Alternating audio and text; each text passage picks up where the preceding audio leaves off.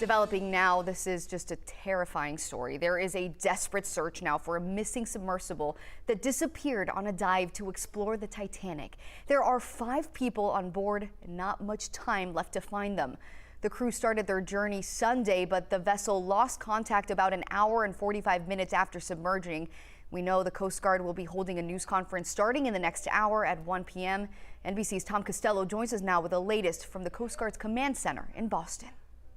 Yeah, good day from Boston Coast Guard Command, which is in charge of this search and rescue effort some 900 miles out to sea in collaboration with the Canadian Coast Guard.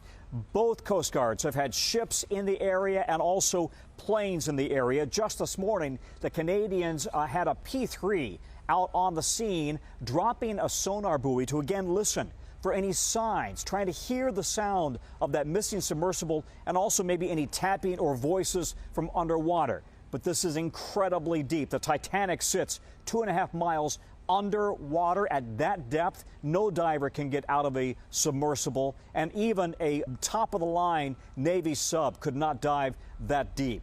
The question is this submarine still intact? We do know that when it was going into the water Sunday morning, it had about 4 days of air on board. It's now gone through 2 days of that air. So the question is, how much more air do they have? The other challenge here is if they find this submersible, the Coast Guards don't have the equipment to effect a deep sea rescue. They'd have to bring that in from the Canadian and the American navies, and that could be a long time coming, in addition to maybe private companies bringing their resources to bear. The clock is ticking as the world is watching very closely what's happening down at the site of that Titanic wreck. Tom Costello, NBC News, Boston.